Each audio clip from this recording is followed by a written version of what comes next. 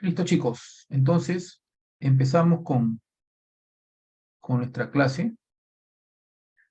Como les había comentado, eh, vamos a hacer un pequeño resumen y vamos a usar aquí, esta diapositiva ya lo hemos revisado, pero siempre es bueno hacer una revisión para que quede claro. A ver.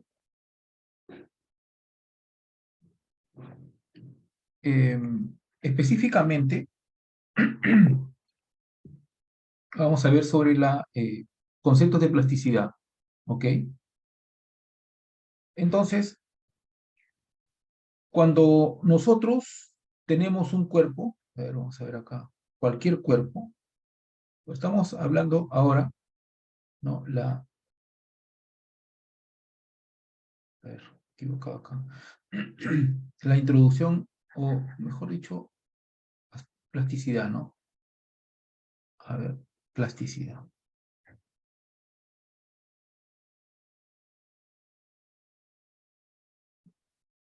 Plasticidad. Entonces, eh,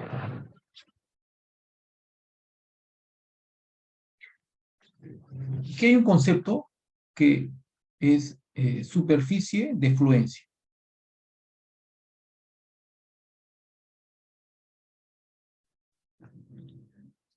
Superficie.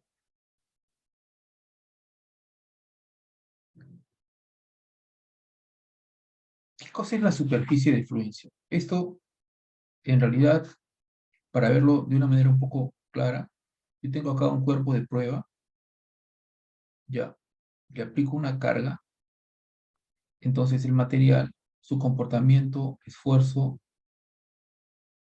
deformación, o también le puedo aplicar acá un esfuerzo, su comportamiento, esfuerzo, deformación, hasta cierto tramo, es un tramo lineal. O mejor dicho, hasta cierto tramo tiene este comportamiento, y si en esa trayectoria, desde este punto, yo descargo, entonces va a seguir esta misma trayectoria. Si estoy cargando y descargando, va a tener este, o sea, no va a cambiar. La tangente de esto es el módulo de elasticidad. Entonces no va a cambiar, se mantiene constante y vuelve a su posición inicial. Pero dado un estado de esfuerzos, ¿no? Que le vamos a llamar F, Y, este material ya empieza a tener una curvatura. Y si ya pasa este punto y acá descargo, entonces va a seguir la trayectoria paralela a esto, pero llega a esta posición y esta deformación se llama deformación plástica. Entonces va a existir un cierto estado de esfuerzos que se define como fluencia, que a partir de ahí el material pasa a tener un comportamiento, ojo, en realidad es un comportamiento no elástico, y uno de las formas de representar ese comportamiento no elástico es la plasticidad. Entonces, acá hay una cosa que hay que entender. ¿Qué cosa es la elasticidad? La elasticidad es una forma de representar la relación de esfuerzo-deformación, digamos, lineal, en donde no existe deformación residual o deformación permanente. Y el otro caso, o sea, donde existe, eso se llama no elástico. Dentro de la elasticidad, de la no elasticidad, existe una teoría que se llama teoría de plasticidad. Entonces, el suelo no tiene comportamiento plástico, el suelo no tiene comportamiento elástico, el suelo se representa por una ecuación, digamos, elástica, o se puede representar por una ecuación no elástica o plasticidad. Entonces, hay que tener en cuenta eso. En términos generales, plasticidad o elasticidad se llaman modelos constitutivos o ecuaciones constitutivas, ¿no? Constitutivos, a ver.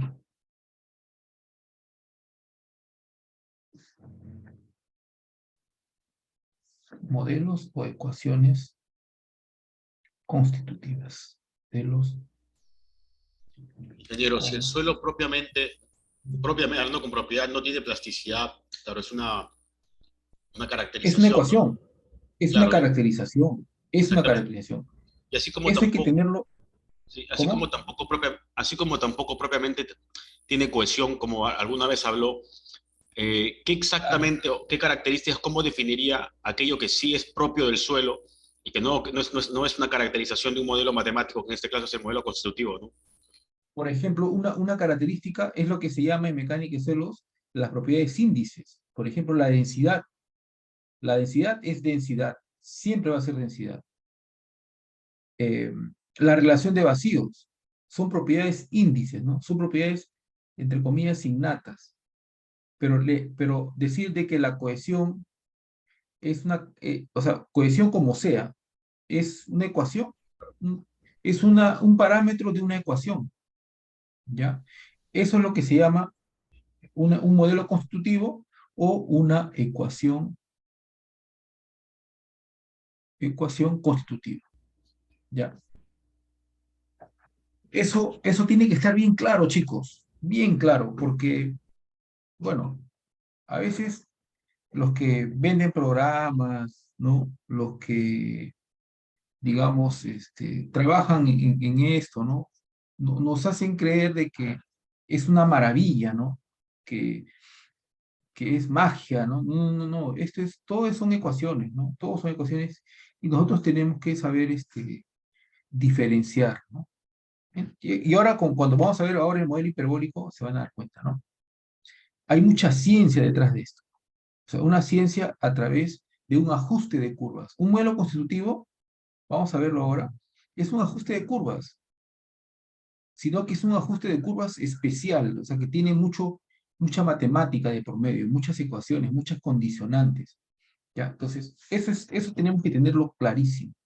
Sigamos, chicos, sigamos. A lo que quiero llegar es para definir qué cosa es una función de influencia. O sea que, miren, nosotros hemos definido esta ecuación que está acá, ¿ya? Hemos definido esta ecuación. O sea, de un ensayo unidimensional hemos encontrado un punto. Ahora, imagínense que voy a hacer ensayos en muchas dimensiones. Vamos a colocar en otra dimensión. O sea, a la muestra, a la muestra le voy a ahora aplicar en este sentido o en este sentido, y al final lo que voy a encontrar es este mismo punto, pero en otra dirección. Entonces, si yo grafico un eje,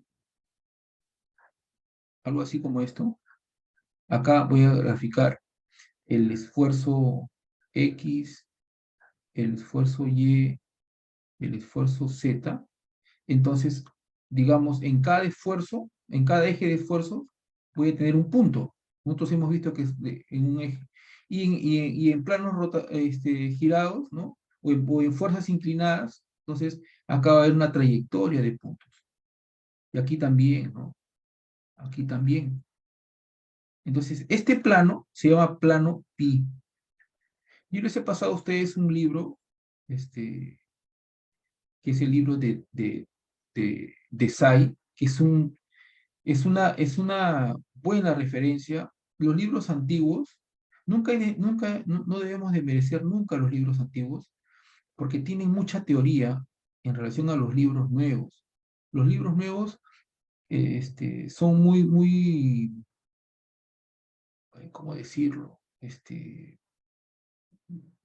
Quieren mostrar muchas cosas. Entonces, como quiere mostrar muchas cosas, no entran en detalle. El libro de Potts es un libro que quiere mostrar muchas cosas, pero no entra en detalles.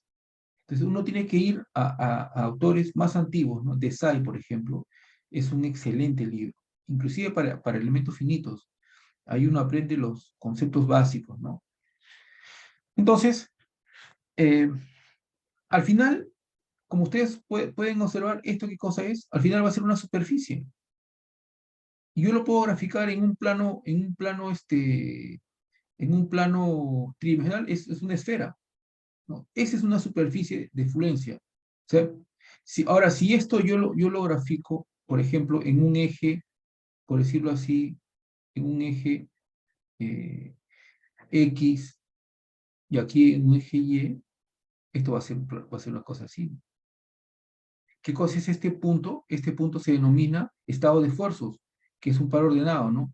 Sigma X, sigma Y. Es algo así como que si yo tuviese el terreno en 2D, yo aquí tengo una carga, entonces acá voy a tener un sigma Y y aquí voy a tener un sigma X. Este es un estado de esfuerzos.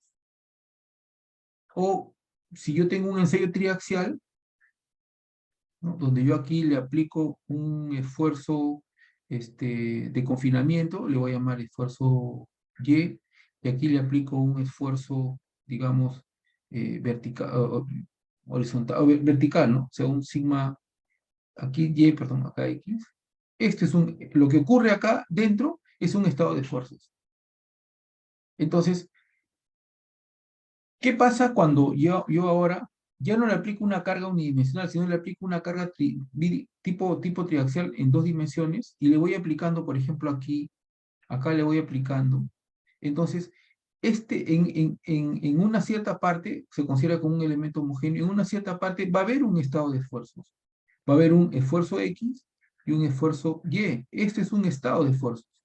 Un estado de esfuerzos Y. Y si le sigo aplicando aquí una fuerza y aquí otra fuerza, va a haber un estado de esfuerzos J. Y así, ¿no? Entonces, si yo grafico este estado de esfuerzos dentro de este eje, y si está en este punto, ¿cómo se comporta? Elásticamente, porque todo lo que está dentro es elástico, miren. Todo lo que está dentro es elástico. Y si este estado de esfuerzos cae aquí, entonces en ese momento el material ha pasado de una condición elástica a una condición no elástica. Condición, digamos, de simulación, porque esto ya es una ecuación. Yo cuando ya dibujo esto, ya yo defino mi estado elástico, lo defino como una condición, o sea, es como decir, ¿no? Si esta es una función que depende de X y depende de Y, es una función matemática, este es igual a 0. Si al reemplazar mi estado de esfuerzos Y, entonces, ¿qué significa? Que si la función evaluada en ese estado de esfuerzos Y, si es menor que 0, ¿qué significa? Que está dentro. O sea que, ¿cómo es su comportamiento? Elástico. Y si es mayor que 0, significa que está fuera. ¿Cómo es su comportamiento? No elástico. Entonces, esa es la función o esa es la forma de entender lo que matemáticamente es una superficie de fluencia. Entonces, chicos, ustedes ya tienen que ver las cosas de una forma distinta, ¿no? Cuando empecemos a ver modelos constitutivos, ojalá que el otro ciclo se aperture el curso, ya tenemos que cambiar, y ahora que ya conocen un poco de elementos finitos, cuando ahora ustedes van a utilizar un Plaxis, ¿no? O cualquier otro software, ya tienen que ver las cosas de diferente forma, ¿no? Que le estamos aplicando una carga, resuelve un sistema de ecuaciones, y dentro del sistema de ecuaciones se genera un mundo, que es el modelo constitutivo, ¿no? Entonces, es una cosa compleja hasta de programar, pero si se tiene claro las cosas, su programación es simple, claro, es tediosa, ¿no?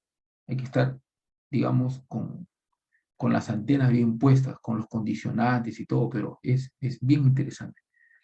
Entonces, el otro punto, ojo, esto es, la superficie de fluencia me define un contorno o una condición me define un límite de dos condiciones matemáticas. Una condición matemática elástica y una condición matemática no elástica. Entonces, ahora, en esa condición matemática no elástica, ahí vamos a establecer un criterio que se llama plasticidad. Y eso es lo que vamos a ver ahora. Entonces, ahora sí va a ser mucho más fácil dibujar una curva. ¿Y esta curva qué cosa es? Mi función de fluencia, mi ecuación. Entonces, ¿y este punto qué cosa es? Es mi estado de esfuerzos. O sea que yo le voy a llamar mi estado de esfuerzos 1. Que ya sabemos que un estado de esfuerzos Y, en términos generales, es un esfuerzo X, esfuerzo Y. Este es en una condición 2D. También puedo hacer lo mismo en 3D, o sea, no hay ningún problema, o sea, no cambia nada. Hacer un análisis en 2D o en 3D, o sea, matemáticamente no cambia, solamente hay que procesar más cosas. Entonces, y voy a dibujar aquí, a medida de esquema, cuerpo de prueba, o sea que yo aquí le voy a aplicar una carga o un esfuerzo aquí, aquí acá va a ser mi esfuerzo Y, acá va a ser mi esfuerzo X. Entonces, lo que voy a hacer es, voy a aplicar, o sea, voy a mudar mi estado de fuerzas. Voy a aplicar mi estado de fuerza aquí. ¿Qué va a pasar con este elemento? O sea, al cambiar el estado de fuerzas, digamos que ese estado de fuerzas va a pasar a un estado de fuerzas donde ya no va a ser elástico. Pero ¿cómo yo sé que no va a ser elástico? ¿Cuál es mi ecuación? Mi ecuación, como les había dicho, es que el esfuerzo una función de esfuerzo de Y va a ser igual a cero. Entonces, cuando aquí reemplazo ese nuevo estado de esfuerzos, que le voy a llamar estado de esfuerzos 2, cuando aquí voy a reemplazar ese nuevo estado de esfuerzos, si este estado de esfuerzos es mayor que cero, entonces está en una condición plástica. Pero ojo, esta ecuación es definida. Los modelos constitutivos definen esta ecuación. O sea que tampoco no es no es magia. O sea que cuando un investigador define o elabora un artículo, tiene que definir bien cuáles son las funciones de fluencia. O sea, esta es una ecuación definida. Esta es una ecuación que está definida. Entonces pasa este estado de esfuerzo 2. Entonces, en ese momento, ¿cómo se comporta este material? Este material ahora está en una condición no elástica. La teoría de plasticidad dice lo siguiente, ojo, lo que voy a hablar ahora es, no tiene nada que ver con el comportamiento del suelo, sino tiene que ver con ecuaciones matemáticas. ¿Qué dice la teoría de plasticidad? Dice lo siguiente, ¿no? Dice que si pasa este estado de esfuerzos, según la teoría de plasticidad, y como todo tiene que estar relacionado, esta función de fluencia se expande. Pasa aquí. Entonces, se expande la función de fluencia. Pasa a una nueva función. A una función, por ejemplo, 2. Vamos a asociarlo. Pasa a una nueva función 2. Entonces, esta ecuación ahora va a cambiar.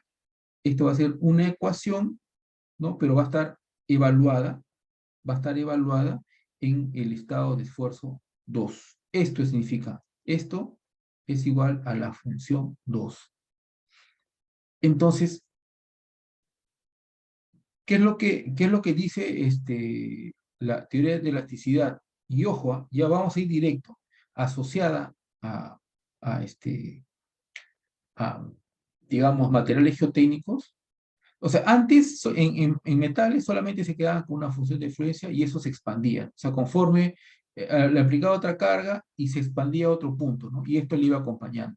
Pero eso no cumplía para suelos. En suelos, para hacerlo más, poder representar mejor, los investigadores dijeron, no, vamos a crear otra ecuación. O sea, en este punto crearon otra ecuación. Y esa ecuación le llamaron una función plástica. Entonces, ¿qué dijeron ahí? Dijeron que la deformación plástica se calculaba en función a la función plástica. Todo lo que es cálculo de deformación, ojo, deformación plástica, o sea, yo aquí estoy en otro rango ya, estoy en el rango plástico. La deformación plástica está en función a la función de plasticidad. Entonces, a esto le llamaron ley de flujo. Ley de flujo. En realidad, ¿por qué la palabra flujo, no? En español, flujo significa varias cosas. A veces uno lo interpreta como un fluido, ¿no? Como flujo en medios porosos, por ejemplo, ¿no? Pero la traducción, o sea, igual se escribe flow, ¿no? En inglés, pero la traducción o el entendimiento es de que el material fluye, pero no es que sea un fluido, sino fluye. ¿Y qué cosa es fluir? Significa que el material se deforma. Y como el material se deforma en una condición, deja de ser elástico, entonces por eso que se le llama, por eso que ahí se le asigna a la deformación plástica. Entonces, Igual también cuando uno empieza a leer artículos de licuación de suelos, existen dos tipos de comportamientos dentro de la licuación. Uno es la movilidad cíclica y el otro es flujo por licuación. Ustedes pueden leer los libros asociados a licuación de suelos, y uno cómo lo interpreta flujo por licuación es que el material se está deformando, o sea, la palabra flujo o fluido, flujo, ¿no? Está asociado a la deformación, pero en un rango plástico. Entonces, ya saben, cuando encuentran ese término, se está hablando de una deformación plástica. Entonces, ahí, en ese momento, cuando está en este rango, aparecen estas funciones. Entonces, uno puede calcular la deformación plástica. De esto que estamos hablando, surge, con estas condiciones que estamos hablando, uno puede calcular, o sea, bajo estas hipótesis matemáticas que tratan de entender la deformación del suelo, surge lo que es el módulo o la ecuación constitutiva, ¿no? La ecuación constitutiva elastoplástica. Pero cuando está dentro de este punto, surge la ecuación constitutiva elástica. Entonces, esta ecuación constitutiva elástica es función, o sea, ¿de qué depende? Depende de la función de fluencia, de la función de plástica, y también depende de la matriz elástica. O sea, en todo momento, o sea, durante el estado de esfuerzos para calcular la ley de flujo, también es dependiente del comportamiento elástico. Y estas funciones, ¿de qué dependen? Esto depende, acá lo hemos visto, del estado de esfuerzos. El esfuerzo X y el esfuerzo Y. Entonces, las deformaciones van a depender, y no solamente eso, miren, y además de esto, ¿qué pasa con la función? Las funciones también empiezan a variar, o sea, va a existir una variación de la función de fluencia y una variación de la función plástica. Entonces, ¿qué quiere decir esto? Que va a existir una función de fluencia final y va a existir una función plástica final, ¿no? Sabiendo de que esta final aquí es igual a la función inicial, ¿no? Más o menos esta variación de fluencia, y la función plástica va a ser la función inicial más esta variación de la plasticidad. Entonces en todo momento, miren cómo uno puede, ¿no?, concebir en todo momento cuando uno cambia de un estado, o sea, cuando yo acá, ahora se me ocurre acá aplicarle una carga, este punto pasa aquí, y automáticamente, ¿qué se genera? Se genera la función de fluencia 3, se genera la función plástica, acá vamos a ponerle un 2, y la función plástica 3, y automáticamente cambian esas funciones. Entonces, es así que trabaja la teoría de plasticidad. Entonces, por eso es que vamos a ir directo al... Por eso que existe esta ecuación, que vamos a ponerlo aquí. Existe esta ecuación. Esta es la ecuación que me está correlacionando. O sea, todo lo que acá hemos explicado como producto, llegamos a esta ecuación. ¿Qué cosa es esta ecuación? Esta ecuación, como les había comentado, es la obtención de la ecuación constitutiva elastoplástica. Está basada en la ecuación constitutiva elástica, miren, y en los estados de esfuerzo. Y, lógicamente, existen unos parámetros, unas constantes. Entonces, ahora sí, y si nosotros empezamos ya, ahora vamos a regresar a la teoría de elementos finitos. ¿Cómo calculábamos nosotros las deformaciones? Nosotros calculábamos de esta forma, ¿no? Primero, teníamos que tener las fuerzas internas. ¿Cómo calcular las fuerzas internas? Es la ecuación de la matriz de rigidez, ¿no?, versus el incremento de los esfuerzos igual al incremento de las fuerzas. Esto es dato. ¿Y cómo calculábamos esta matriz de rigidez? ¿Se acuerdan? Era la integral, ¿no?, de B transpuesta, y aquí aparecía esta matriz, pues, la matriz elastoplástica, por la función, ¿no?, y por la derivada del volumen. Entonces, se dan cuenta, aquí es donde interviene esta ecuación que sale de toda esta teoría de la plasticidad. Y esto, y ojo, en realidad la ecuación de elementos finitos es esta ecuación. Esta es la ecuación en su ecuación, en su rango no elástico, porque en un rango elástico, ¿no?, cuando nosotros hemos visto en un rango elástico, la ecuación era la matriz, ¿no? Aquí era el vector de desplazamientos y aquí era el vector de fuerzas. Y si nosotros aquí si teníamos una fuerza de 100, le aplicábamos los 100. Pero cuando es plasticidad, ya esta fuerza tenemos que dividirlo. Por eso que acá aparece este incremento. Entonces, eso es, en resumen, esta es una visión general, y espero que se haya entendido, de cómo es el cálculo prácticamente ya en temas que cuando ustedes usan el Plaxi, ¿no?, y utilizan Moore-Coulomb o cualquier otro modelo constitutivo, se trabaja de esa forma. Hay que tener en cuenta este concepto, ¿no?, de plasticidad. Entonces, sigamos. De acuerdo a lo que hemos hablado en ese esquema, surge una consideración. ¿Qué surge? Ahora sí vamos a dibujar este gráfico. Esto también está en estas diapositivas, pero acá lo vamos a explicar. Este es el plano pi, ¿se acuerdan? Acá tenemos la función de fluencia inicial, o la función de fluencia inicial. Aquí están los esfuerzos X, esfuerzos Y, esfuerzos Z. Cuando yo estoy acá y paso a un nuevo punto, ¿qué pasaba con la función de fluencia? La función de fluencia se expande, ¿no? Se expande. Entonces, se va a colocar con otro color. Vamos a solamente colocarlo así, ¿no? Se expande.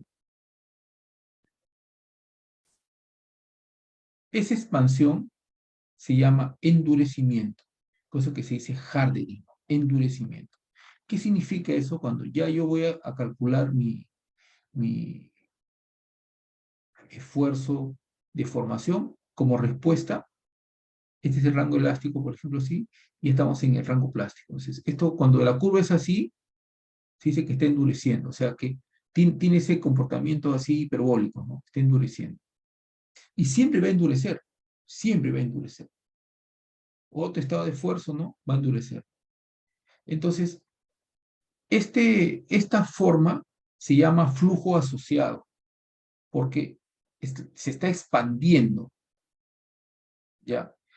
Pero, ¿y esto qué me significa? Que siempre mi curva va a ser creciente así, o sea, va a ir creciendo. Pero ustedes saben que los suelos tienen un comportamiento, o sea, ojo, esto está asociado a este comportamiento, ¿no?, a este comportamiento.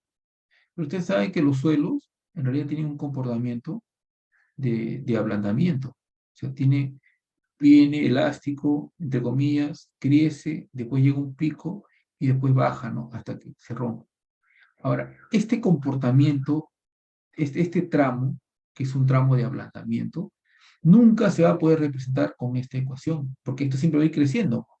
A medida que el esfuerzo va aumentando, esto va a ir creciendo. Entonces, surge ahora otra forma, ya, miren, y acá voy a dibujar el plano pi, ¿no?, esfuerzo Y, esfuerzo X, esfuerzo Z. Entonces, digamos que esta es la... Ahora, para poder representar esto, ¿qué hacen los autores? Dicen, bueno, ya hemos intentado por todos los medios, ¿no?, inclusive hasta hemos creado, ¿no?, hemos creado acá la función P, porque esta es la función de fluencia, y no podemos representar este comportamiento. no se puede. Entonces, qué es lo que se ha hecho? Ahora, ese movimiento de la función de fluencia, ahora ya no va a ser de tipo central, sino que va a ser así. O sea, ahora voy a desplazarlo así. Y también puedo desplazarlo en otro sentido. O sea, yo puedo jugar ahora. Entonces, este juego hace que yo pueda representar este comportamiento. Entonces, este es un flujo no asociado. Asociado cuando es concéntrico y no asociado cuando ya yo puedo mover mis, mis superficies de fluencia. Y eso acá también se menciona, ¿no? Por acá está bien. Ah, no, acá me estoy equivocando. Claro, acá me he equivocado. Es isotrópico, endurecimiento isotrópico y endurecimiento cinemático. Acá me había confundido. Entonces, este movimiento, ya me acordé qué significaba, estaba confundiendo. Esto sería cinemático. No, estoy confundiendo. A ver, chicos, me pasa ahí, cansancio en la noche.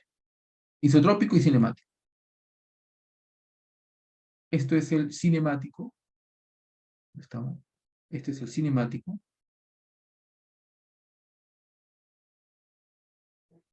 Y este es el isotrópico.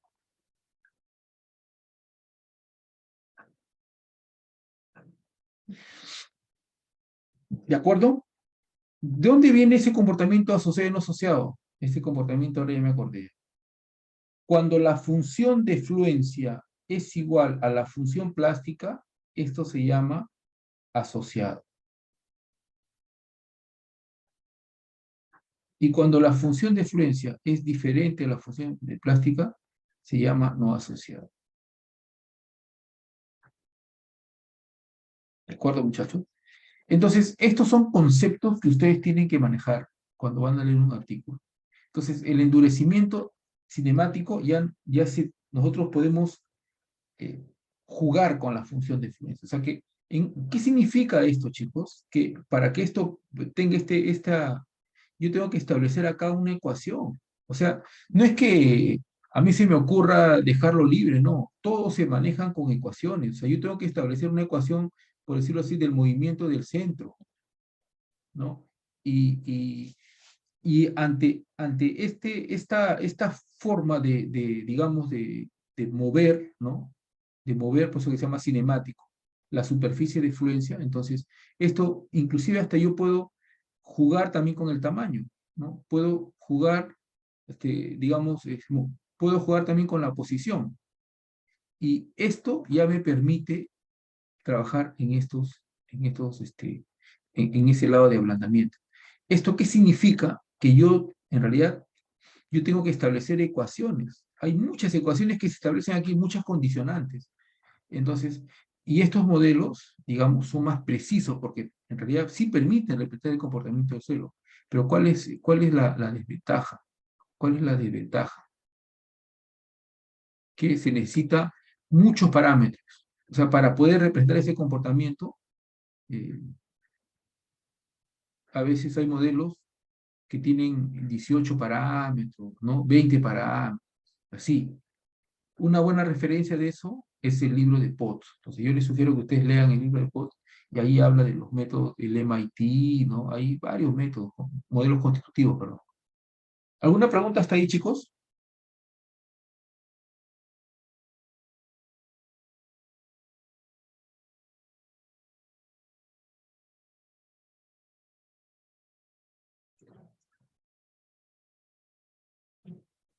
Chicos, ¿estamos ahí?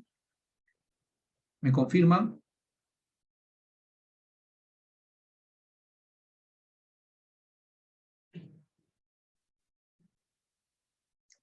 Aló, chicos, ¿me escuchan? Por Sí, se favor, me escucha. confirman. Sí, se escucha, ingeniero.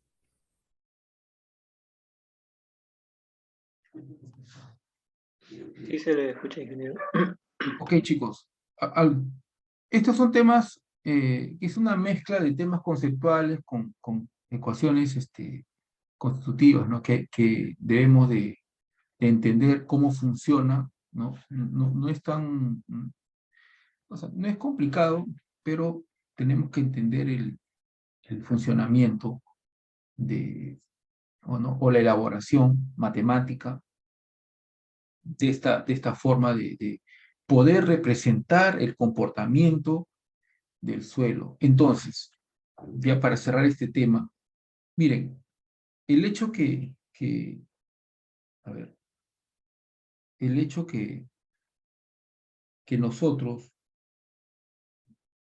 a ver, cuando nosotros hacemos toda esta trayectoria de empezar a querer mover esta superficie de fluencia, no es otra cosa más, a ver, no es otra cosa más,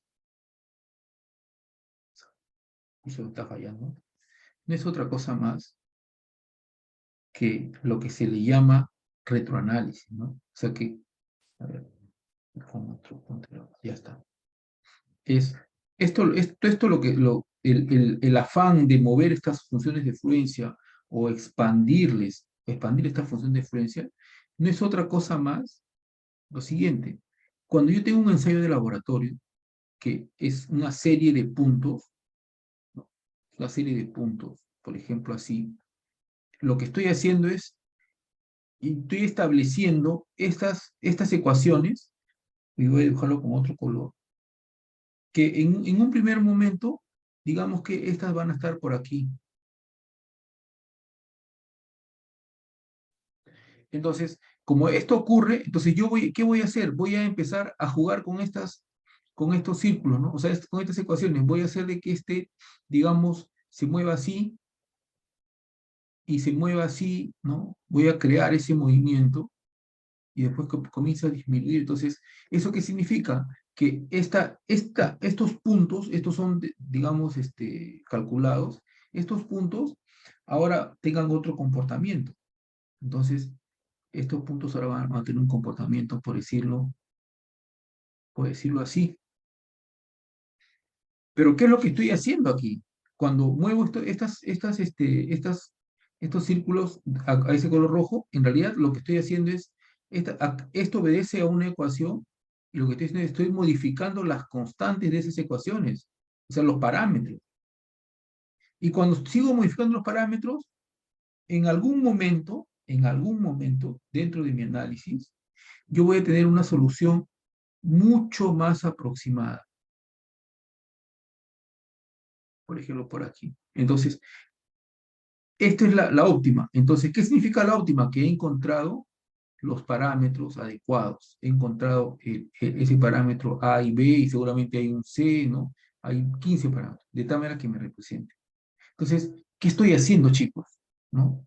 Yo creo que esto sí se puede entender bien.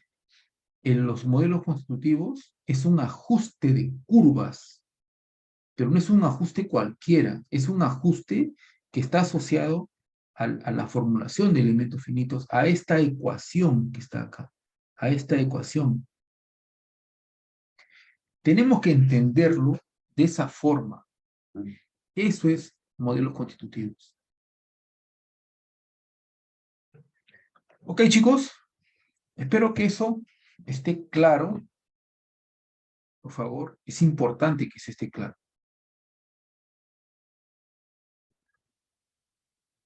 Ya está. ¿Hay alguna consulta, chicos? Por favor, me indica si hay alguna consulta. Siéntanse en la libertad de preguntar. Este es un tema nuevo, ¿no? Este es un tema nuevo. eh, eh, es un poco difícil quizás de entender. Para alguien que ya conoce es menos complicado. Por eso que he tratado de hacerlo de esta forma, ¿no? Si esto viene en el examen, va a venir a nivel conceptual, como siempre colocado, a nivel conceptual. ¿Alguna consulta, chicos, por favor?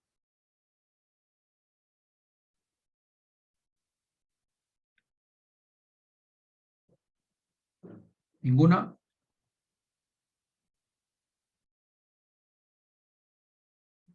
Bueno, listo. Entonces vamos a continuar. Bueno, esto, lo que hemos comentado, esto está, bueno, esto lo hemos comentado en la clase pasada, Esto de acá, esto es lo que yo les decía, ¿no? Entonces, miren, este gráfico, por ejemplo, ¿no? Características de la superficie de fluencia.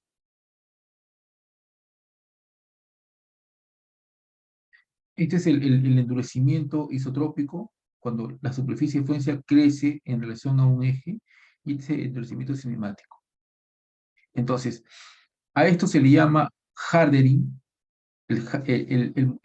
por eso que se llama hardening soil, ¿no? Es un modelo que me está mostrando el endurecimiento del suelo. Por eso que los modelos de hardening soil siempre van a tener este comportamiento, siempre. Y esto se le llama softening, ¿no? El ablandamiento. Este comportamiento se va a obtener, o sea que los suelos, miren, ya, esto, para seguir la secuencia, los suelos tienen este comportamiento, ¿ok? Entonces, si yo quiero representar mi comportamiento en este rango elástico, ¿qué utilizo? Mi ecuación es elástica, ¿no? Que crece y cuando le quito carga vuelve a su condición inicial. Pero cuando ya pasa la función de fluencia, empieza el hardening. Entonces, ahí utilizo estas ecuaciones. O sea que la función de fluencia está cambiando y está aumentando. Entonces, está subiendo. O sea, pasa de B, ¿no? A C, a D. Pero siempre va a llegar hasta ese punto. Entonces, y si yo quiero representar ahora, hardening me sirve hasta acá nomás, que es este punto. Si los suelos tuviesen ese comportamiento de hardening, el modelo de hardening sería lo ideal. Pero si mi suelo tiene un comportamiento de softening, o sea, pico y después residual, yo tendría que hacer un modelo que cuando llegue a este punto cambie, y en ese punto la función de fluencia, digamos que empieza a disminuir.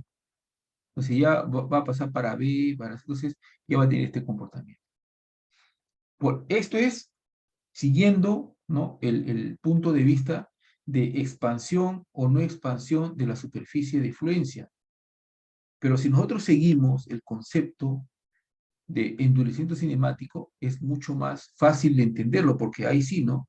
Esta superficie, lo que va a hacer ahora, ya, es de que quizás esto de acá se esté moviendo, ¿no? Si está aquí, de repente se está moviendo para el otro lado, ¿no? O sea, se está desplazando la superficie de fluencia. No necesariamente se contrae, ¿no? Se está moviendo, pero que me genere este efecto, ¿no? en mi solución numérica. Entonces, esos son, digamos, las caras de, digamos, las caras ocultas, ¿no? De cómo los programas consiguen resolver estos problemas. Entonces, ahora surge un modelo que es el modelo que nosotros utilizamos, es el modelo de Moore-Coulomb. ¿Cómo es el modelo de Moore-Coulomb? El modelo de Moore-Coulomb es lo siguiente, yo tengo mi estado de esfuerzos, le aplico una carga y pasa este punto y no pasa nada. O sea, si estoy aquí, es como si estuviera aquí, ¿no? Si le sigo aplicando mi estado de esfuerzos, estoy por aquí. Le sigo aplicando mi estado de esfuerzos, estoy por aquí. Después llego a este punto, que es este punto, y como el modelo de hardening soil, ¿no? O mejor evitemos decir modelos, este modelo que dice, si yo le sigo aplicando un estado de esfuerzos, este señor ya no sale ya, simplemente se mueve para aquí o se mueve para aquí. O sea que en otras palabras, dependiendo del movimiento, se va a mover sobre la superficie de fluencia. ¿Eso cómo se representa en este diagrama? Que se está moviendo por aquí, por aquí. Entonces, esto se llama plasticidad perfecta. Plasticidad perfecta. ¿Qué es la plasticidad perfecta? Es cuando el suelo llega a una condición, o sea, la superficie de fluencia me significa que a partir de ese esfuerzo es como que el material fluye. O sea que se estuviese, digamos, se deforma grandemente. ¿Por qué? Porque si ustedes, cuando nosotros calculamos los parámetros C y Φ, imagínense que mi ecuación de fluencia, ¿no?, esté asociado a estos parámetros C y Φ. ¿Eso qué significa? ¿Qué cosa es C y Φ en el modelo de Moore-Coulomb? Es una condición de falla. O sea, cuando yo voy a calcular el C y Φ, yo hago mis tres gráficos, ¿no? Y con esos tres gráficos, yo obtengo, digamos, si es un corte directo, obtengo esta línea. Pero está asociada a estos tres puntos. ¿Qué cosas son estos puntos? Son puntos máximos de falla. Entonces, más allá ya no va a haber. Entonces, por eso que estos puntos son máximos.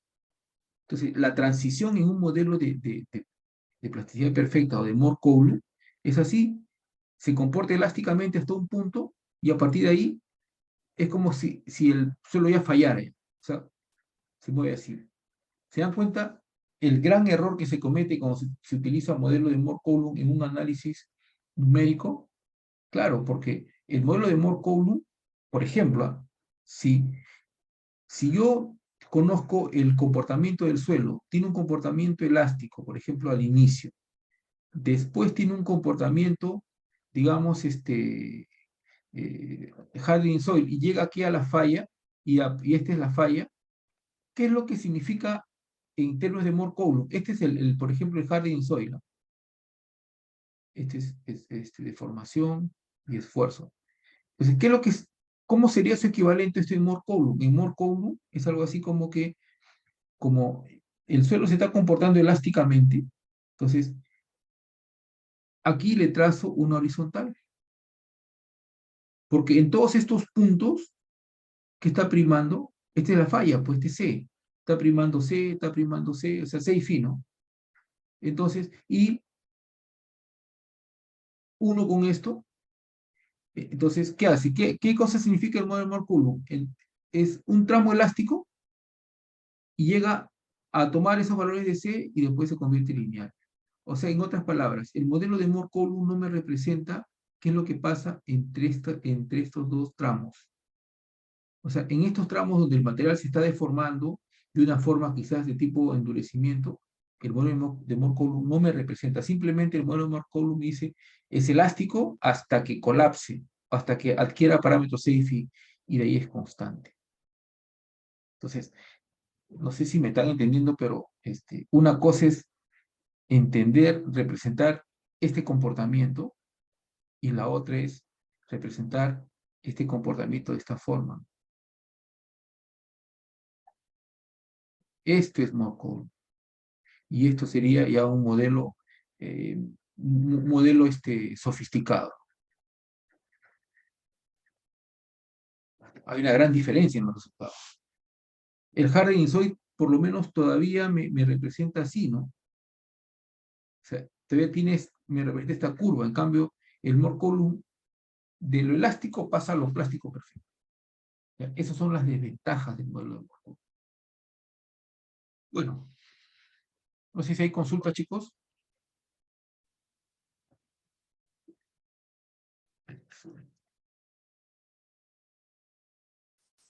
Ya. Chicos, nos tomamos unos 5 minutos, tomarnos un cafecito, ya, y empezamos.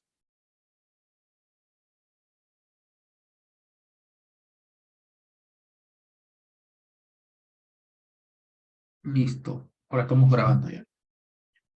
Entonces, este modelo es uno de los modelos pioneros en, en la, en, en los modelos constitutivos, ¿ya? Es un modelo, como les dije, es un ajuste de curvas. Eh, a ver. Este modelo está basado en lo siguiente, ¿no? Uno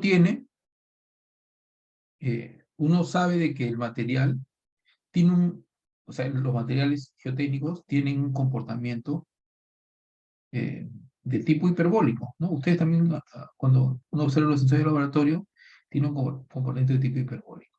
Entonces, Basado en ese comportamiento, lo que este modelo intenta hacer es encontrar una ecuación que me represente a este comportamiento. Entonces, y siempre en cuando, teniendo en cuenta eh, el comportamiento inicial, que es el comportamiento elástico. O sea, cuando me refiero a comportamiento, ¿no? La simulación, ¿no? De ese comportamiento, digamos, elástico. Entonces, este modelo, en términos generales, en términos geométricos, ojo, hay que entender una cosa, en términos geométricos, define un módulo de elasticidad inicial. O sea, esta es una ecuación, una tangente. Y después hace unos ajustes en la ecuación y esa tangente empieza a cambiar. Miren, empieza a cambiar, ¿y cuál es el significado que se le da? Es que la curva, digamos, del ensayo, que es una curva de tipo hiperbólica, este modelo hiperbólico lo que está haciendo es como si pequeños trozos tangentes van a acompañar a ese movimiento. O sea, ese es su significado geométrico, pero en realidad es la ecuación de una hipérbola cuyo parámetro inicial es una tangente. Entonces, dicho eso, ahora a adaptar a los criterios digamos, de la ecuación constitutiva. Ustedes saben que la ecuación constitutiva es una relación que existe entre el incremento de deformación con el incremento de esfuerzo. Entonces, y esto que está, o sea, esto entre los dos es lo que se llama la ecuación constitutiva. Entonces, ojo, como acá estamos diciendo de que es una recta tangente, en otras palabras, es como que si yo dijera que la elasticidad es elástico, pero por tramos. Entonces, como es elástico por tramos, lo que se está haciendo es tomar la teoría de la elasticidad. ¿Se acuerdan de estas ecuaciones? Esta ecuación que está acá es de la teoría de la elasticidad, sino que ahora la tangente lo voy a hacer variable. Entonces, ojo, el modelo hiperbólico es un modelo elástico, solamente que la tangente va a ir cambiando de tal manera que al ir cambiando me va a representar pequeños tramitos tangentes a la curva que uno asume como la curva del ensayo de laboratorio. Y de esa forma yo consigo representar ese comportamiento de esfuerzo de formación. Es un concepto, digamos, hábil, ¿no? O sea, no nos estamos alejando de elementos finitos, pero estamos incluyendo una no linealidad, ¿no? En relación al comportamiento elástico. O sea, es un comportamiento elástico por tramos. ¿Ya? Ese es el significado, pero en sí es una ecuación, es un ajuste de curvas asociado a la hipérbola. O sea, no hay que alejarnos de la realidad, que es un ajuste de curvas, ni tampoco hay que alejarnos del concepto fundamental. ¿Qué cosa es el concepto fundamental? La relación de esfuerzo de formación. Dicho eso, y como acá estamos estableciendo con las ecuaciones de elasticidad, o sea, nuestra ecuación va a ser de este tipo, ¿no? Y sabemos de que estos módulos van a ser cambiantes. Entonces, si fuese elasticidad, estos modelos serían constantes. Y como es un modelo que los módulos van a ir cambiando, por eso que se llama modelo de parámetros variables. Ese es el nombre que se le da, el nombre técnico, ¿no? Es un modelo de parámetros variables y se le conoce como, eso pertenece a la hipoelasticidad, ¿no? Sino que se llaman hiperbólicos. ¿Ok? Cuando ustedes lean libros mucho más profundos de la teoría de plasticidad, ahí van a aparecer estos términos, ¿no? De hipoelasticidad. ¿Qué cosa es hipoelasticidad? Es la elasticidad con parámetros variables. Entonces, ahora sí vamos a encontrar esa tangente. La ecuación de la hipérbola es de este tipo, ¿no? Eso ustedes lo pueden verificar, ¿no? en donde ahora, si nosotros, digamos, para no alejarnos de las ecuaciones, ¿qué cosa es la tangente? Es la derivada de esta función con relación a un desplazamiento. Entonces, voy a derivar y esto es la tangente. Pero al derivar esa función, que es esta de acá, llego a esta expresión. Entonces, eh, sabemos que esta es la ecuación de la hipérbola. Esta ecuación es la misma que está acá.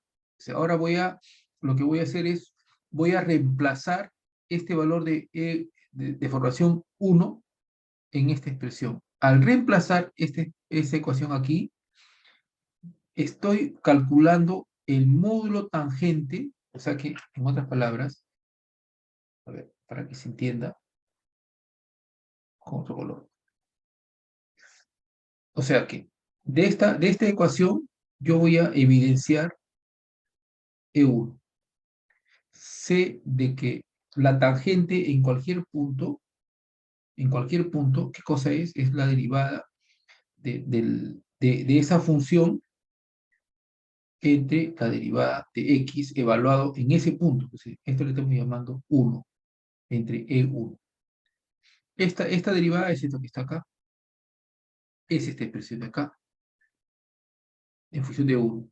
De aquí, esta ecuación que he evidenciado, lo reemplazo aquí y me sale esta ecuación de aquí. Ahora, ¿qué cosa tengo? Tengo la tangente, o sea, tengo esta tangente que está acá, que es denominada como la electricidad tangente, y miren de qué depende. Depende de esta ecuación y depende de esta ecuación. O sea que depende de esta ecuación de acá. O sea, yo conozco, dado este dato, que es esto que está aquí, este que está aquí, yo conozco la tangente. Y lógicamente también conozco E sub 1. Ahora, esta tangente, cuando estoy en cero, o sea, cuando este valor es cero, acá está, esta tangente es igual, o sea, es 1 entre A.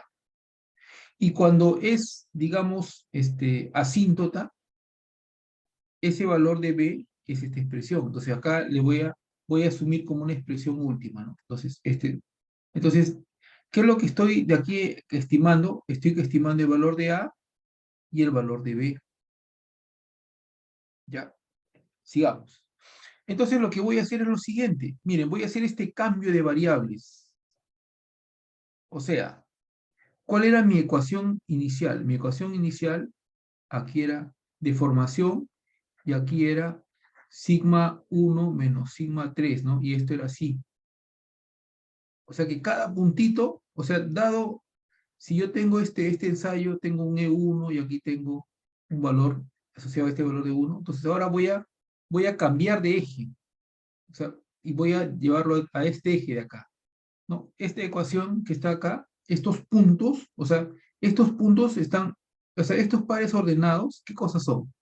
Es, eh, es una tabla, ¿no? Sigma 1 menos sigma 3 y aquí es E1. Entonces tengo una serie de puntos. Ya. Estos son datos, digamos, de laboratorio. Ahora voy a hacer lo contrario. Voy a graficar una curva y en un eje voy a colocar este valor de acá, E1, y lo voy a dividir entre este valor de acá, sigma 1 menos sigma 3. Y aquí voy a graficar también E1. Cuando hago ese gráfico, llego a esta ecuación. Entonces, este gráfico, miren, este gráfico de acá es como si fuese un y igual a mx más b.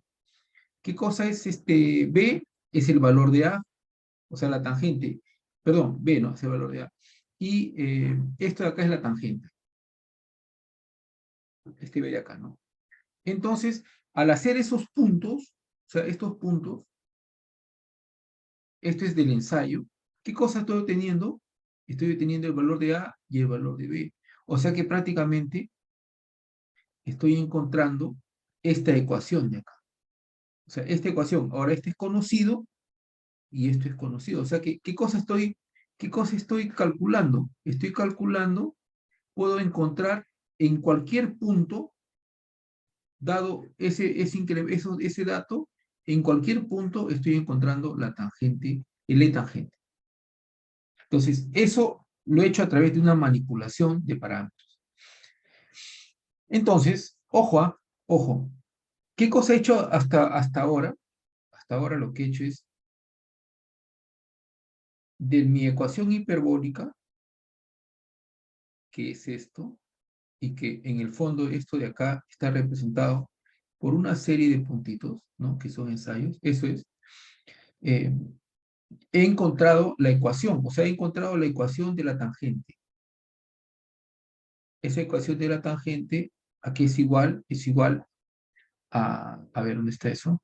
Es igual a 1 sobre A, ¿no? Es igual a 1 entre A, ¿no? Y aquí es 1 menos B, ¿no? Aquí es 1 menos B, ¿no? Por este valor elevado al cuadrado. Esto es de una tangente, ya, ojo. Pero yo cuando tengo en los ensayos de laboratorio, yo tengo, no solamente tengo una curva así y otra curva así. Entonces, ojo, esta es la ecuación de la tangente, pero yo puedo conocer también en este punto, o sea, yo puedo conocer también el E0. El E0 es el inicial, ¿no? El E0 puedo conocer también. El E0, ¿qué cosa es? Es 1 entre A, ¿no? O sea, cuando esto vale 0. Entonces, ahora, esto que está aquí, esta ecuación es la trayectoria de todos los tangentes. Pero yo puedo conocer el valor inicial. Y ahora lo que voy a hacer es, voy a encontrar una correlación entre todos estos puntos. Y esa correlación es esta que está acá. O sea, esta ecuación que está acá es una correlación entre todas las tangentes iniciales debido a su estado de carga. Entonces, una teoría que fue propuesta por Yang Wu, Duncan y Chang, ¿no? Que esto, digamos, por ejemplo, ¿no?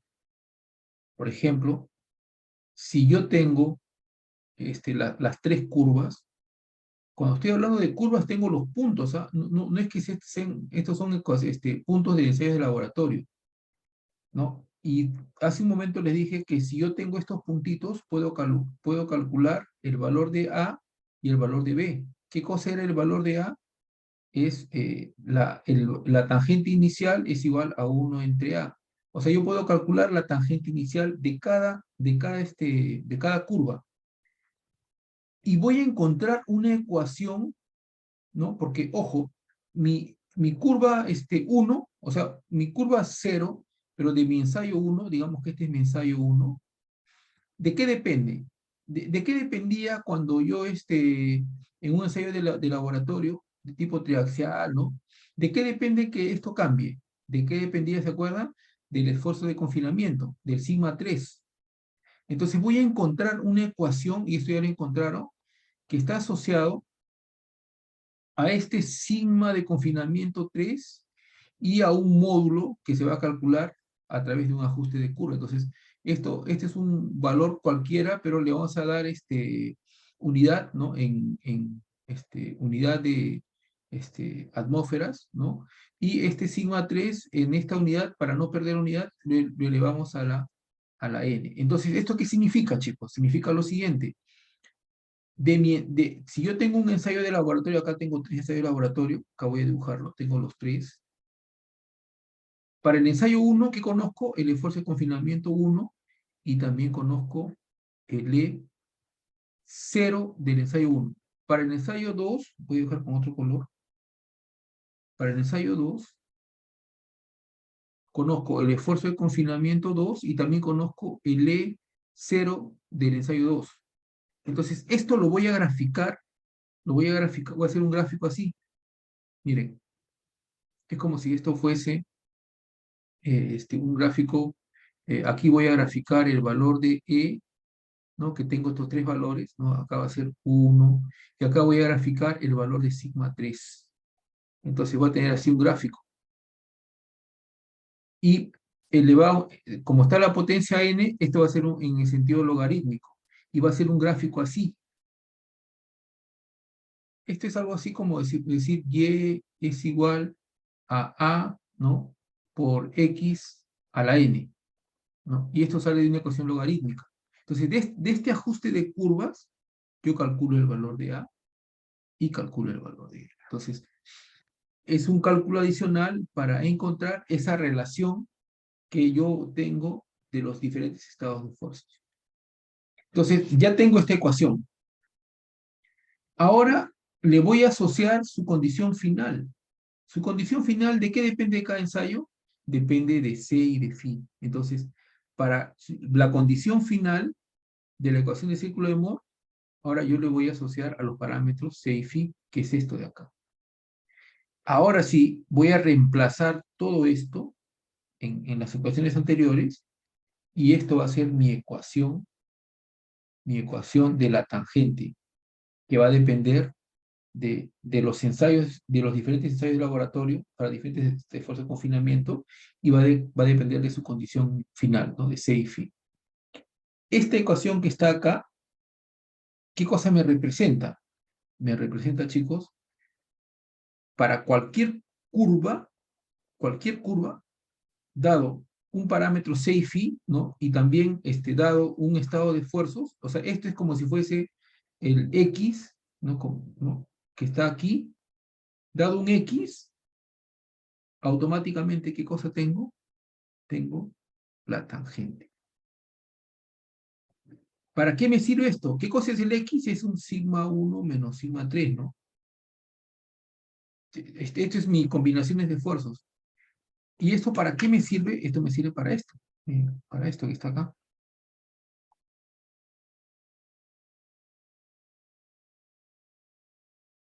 ¿Dónde está esto? Aquí, para esto. O sea, esta es mi ecuación constitutiva, este es el parámetro C. ¿Se acuerdan? ¿Para qué cosa es esto? Esto es pues, cuando yo voy a hacer calcular mi matriz de rigidez. ¿Cómo se calculaba? Como la integral de B transpuesta C, ¿no? BT. Entonces, este valor de C es esto. Entonces, ahora, ese C yo lo puedo calcular, porque ¿de qué depende? Depende del de la tangente, el módulo tangente. ¿Se dan cuenta?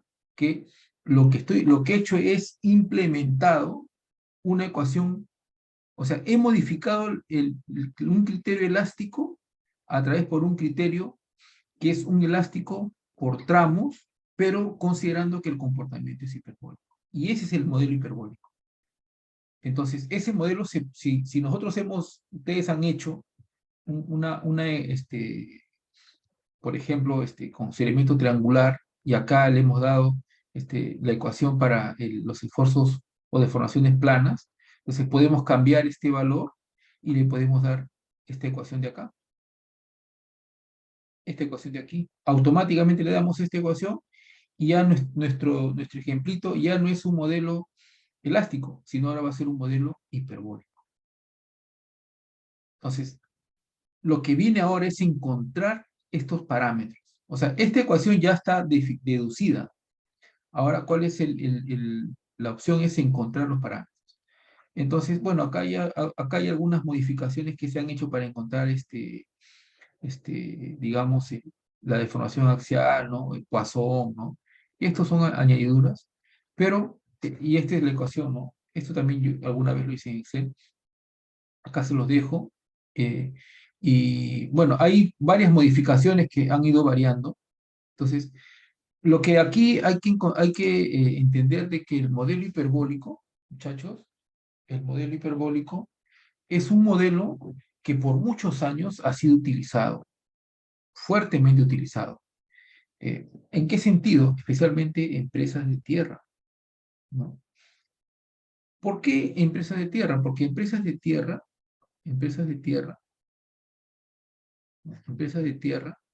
el material es un enrocado.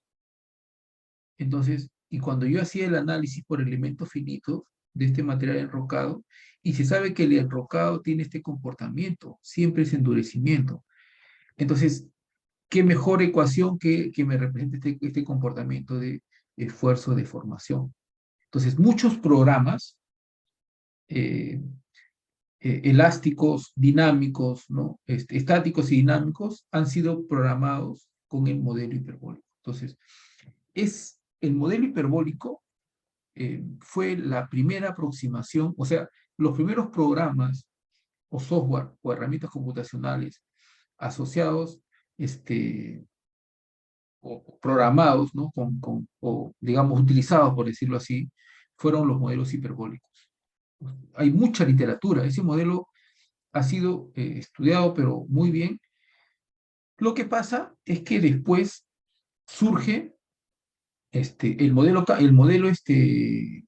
digamos, a ver, les cuento un poco de historia. El modelo hiperbólico es un modelo que no es ni elástico, o sea, no es un modelo elastoplástico, es un modelo elástico en realidad, pero el módulo de elasticidad, este módulo tangente va cambiando, cambia.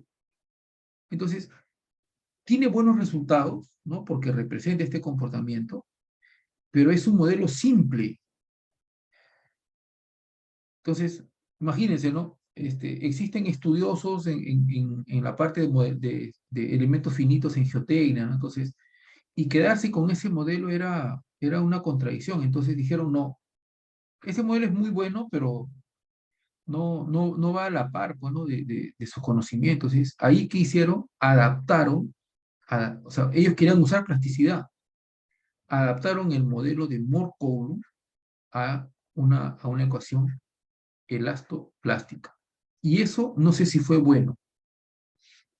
Particularmente creo que no fue bueno porque el modelo de Moore-Coulomb es utilizado, pero sabemos ahora que su restricción es que la curva que siempre va a representar es de este tipo, ¿no? En cambio, el hiperbólico sí todavía tenía esta configuración. Lo malo que el hiperbólico no es un modelo elastoplástico. Entonces surge el elastoplástico y nos hemos mal acostumbrado. Años después, muchos años después, ¿no? Quienes crearon el Plaxis dijeron, no, vamos a utilizar, ¿para qué perder esa cosa interesante que da el hiperbólico? Entonces, ¿ellos qué hicieron? O sea, al modelo hiperbólico le incrementaron una función de fluencia y ese modelo se llamó Hardering-Soil. O sea que el modelo de Hardering-Soil tiene sus inicios en el modelo hiperbólico. Si ustedes quieren aprender Hardering-Soil, tienen que estudiar el modelo hiperbólico. Y es lo que le he explicado ahora. En el curso de modelos constitutivos, ahí vamos a estudiar Hardering-Soil, acá no es parte del curso. Entonces, eso es lo que tenemos que entender, ¿no? El modelo elastoplástico cumple con los criterios de la plasticidad, todo interesante con lo que hemos visto, pero es un modelo limitado. Después surge el Hardering-Soil, que es un modelo elastoplástico. ¿Por qué? Porque le agrega función de fluencia a la ecuación hiperbólica. Y es un modelo que sí tiene este comportamiento, similar al hiperbólico, pero ya con su respectiva función de influencia, su función plástica, ¿no? Y todo lo demás, ¿no? Y su ecuación constitutiva, elastoplástico. ¿Ok? Entonces, esa es la historia del modelamiento. Pero esto es esta es una corriente, una corriente americana. O sea, los americanos desarrollaron este modelo hiperbólico. Sin embargo, en Inglaterra, ¿no? En el Reino Unido, donde está digamos, donde surge, ¿no? El primer modelo constitutivo, pero que por cuestiones de simulación numérica quedó ahí, es el modelo, surge la teoría de estado último, ¿no? La teoría de estado último, y en función a la teoría de estado último surge el modelo Cantley, el modelo de Cantley, que es un modelo constitutivo propiamente dicho, que desde sus inicios tiene su función de fluencia, tiene su función plástica y todo lo demás. Y de ahí ya, digamos, digamos como que es un modelo más riguroso, ¿no? Entonces, de ahí surge el Kant-Clay, y que es totalmente diferente. El modelo de Kant-Clay es un modelo totalmente diferente al modelo Harding-Soil. Es otra cosa, totalmente distinto. Es un modelo más fino, o sea, es un modelo, como yo diría, más elegante, ¿no? Que es conceptualizado como modelo constitutivo, pero es un tanto más complicado, o sea, es menos práctico, porque necesita más parámetros. Para trabajar con el modelo de Kant-Clay, yo tengo, además de conocer los parámetros C y Φ, yo debo de conocer la curva de consolidación, ¿no? En tanto en carga como en descarga, debo de conocer sus parámetros. Entonces ya necesito más parámetros. Entonces el Kant-Clay inicialmente era un modelo para arcillas. Después surge el Kant-Clay modificado que ya se extiende para arenas. Actualmente la teoría de modelos constitutivos siempre hay una disputa, ¿no? Entre la corriente inglesa con la corriente americana, ¿no? Y después surgen otros modelos también, ¿no? Ya hay otros modelos, el modelo del A de King, ¿no? Que inicialmente lo utilizó para concreto, después dentro de los modelos de plasticidad surgen pues los modelos de endurecimiento cinemático, como hemos visto hace un momento, ¿no? Entonces, más o menos esa es la historia de lo que es la tendencia en modelos constitutivos. No sé si hay alguna consulta, chicos, para seguir avanzando.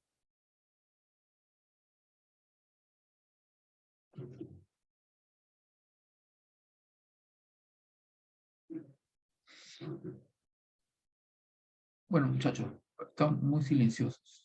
Bueno, seguimos entonces. Ya está. Entonces vamos a hacer un ejemplo del modelo hiperbólico. Yo les voy a pasar la data también para que ustedes lo consigan programar. Entonces, esta es la curva, estos son mis datos de laboratorio, ya de un ensayo triaxial CD. Acá estoy colocando la referencia. Esto es el esfuerzo de confinamiento inicial, confinamiento del ensayo 2 y del ensayo 3, ¿no? 1, 2, 4. Esta es la curva. Entonces, la idea es, utilizando el modelo hiperbólico, representar digamos, esta curva, ¿no? ¿Qué es lo que primero se hace? Es lo que primero hay que calcular los parámetros C y Φ, ¿no? Y ustedes pueden calcular los parámetros C y Φ a través del diagrama PQ. Ustedes eso ya lo conocen. Entonces, de este diagrama yo puedo calcular el parámetro C y Φ. Este es un adicional, ¿no? Si es que quieren, ustedes lo consideran, pero este gráfico, esta ecuación, está basado en esta expresión de acá, ¿no? Eso no lo he explicado, en esta expresión. O sea que, así como también he encontrado una ecuación para que cambie el módulo tangente, de acuerdo al esfuerzo confinante, también puedo encontrar una ecuación que cambie el ángulo de fricción de acuerdo al efecto confinante, ¿no? Eh, eso se puede considerar o no. Entonces, esta es mi variación de mi ángulo de fricción con el esfuerzo confinante, ¿no? O con la presión de confinamiento. Y este es el cambio que hago. ¿Se acuerdan que con este valor, qué cosa calculo? El valor de A y el valor de B. Esto de acá viene de esto, como les había explicado, de esto. Ojo, miren, de esto viene. De esto de acá. Si yo copio esta figurita y lo pego aquí, viene de esto. Uy, ya copio con todo. A ver, a ver, a ver.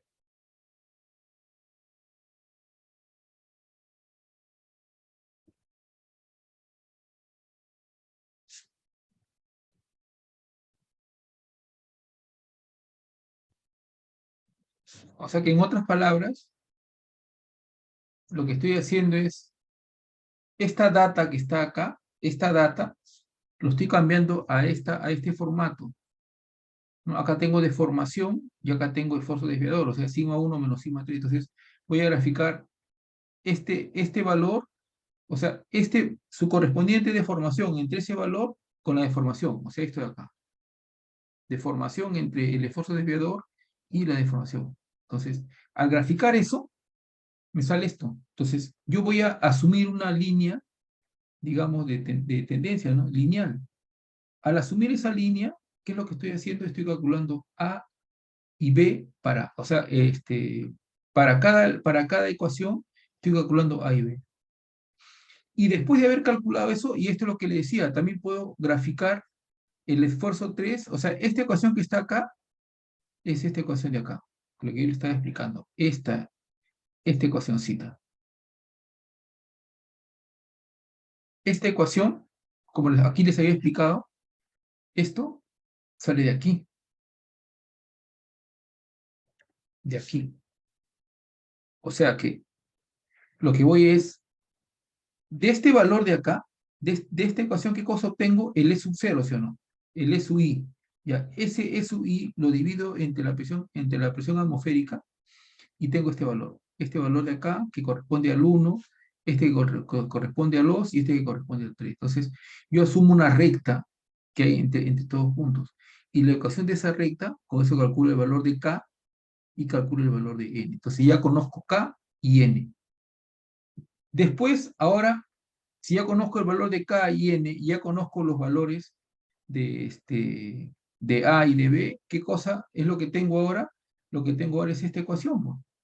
Tengo esta ecuación. Esta ecuación ya la conozco en su totalidad. Conozco C y conozco Φ. Y lo que voy a calcular ahora es la ecuación, esta ecuación de acá. ¿Dónde está? Esta ecuación. ¿Esto cómo se calcula? ¿Esto cómo se calcula? Esto se calcula de esta ecuación de acá. De esta ecuación de acá. A ver, no, es de esta ecuación de acá. De esta ecuación de acá. Conozco A, conozco B, conozco la deformación y automáticamente calculo estos valores. Entonces, de ahí se calcula esta curva. Acá está. Eso también lo tengo en Excel. Acá. Y acá está la forma. Esta es la data. Esta es la data inicial. Entonces, lo que voy a hacer primero es calcular, si quiero, puedo calcular el ángulo de fricción asumiendo que la cohesión es 0, ¿no? Para cada ángulo de fricción. Y de esta ecuación yo calculo esta ecuación de variación, que a veces no puedo utilizar, lo he puesto ahí nomás. El otro cálculo es el cálculo, a ver, es el cálculo de los valores máximos, ¿no? Y este es el cálculo del parámetro K, ¿no? Y N, y esta es la verificación. Esta es la verificación. De acá está, ¿no? Una vez que yo conozco estos parámetros, miren la verificación. ¿Dónde está la verificación? Esto es. ¿Dónde está esto? A ver, vamos a ver ya.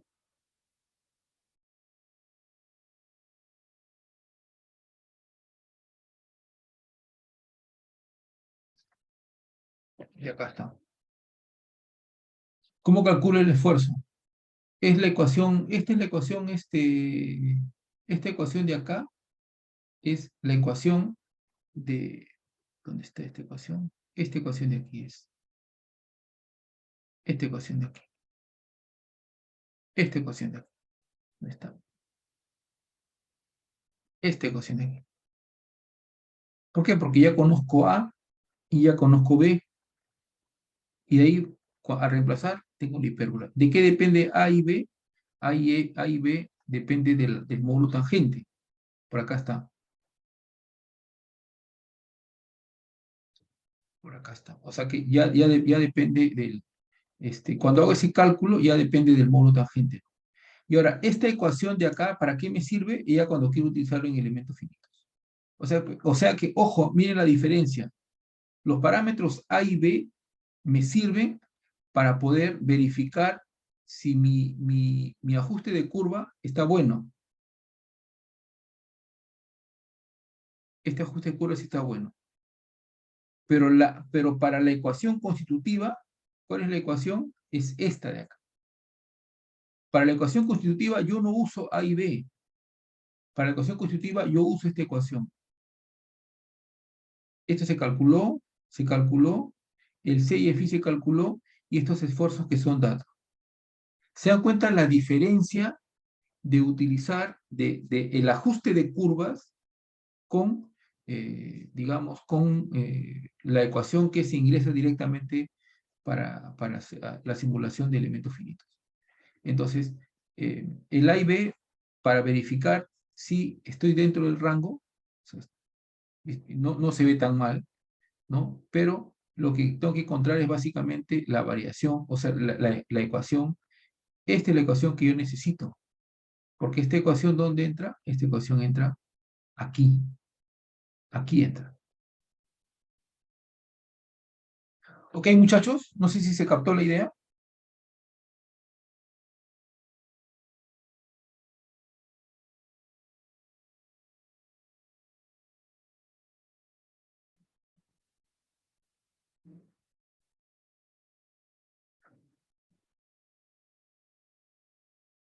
Ok, chicos. Si no hay consultas, lo dejamos ahí. No sé si, bueno, chicos, una consulta. ¿Cuándo es el examen final?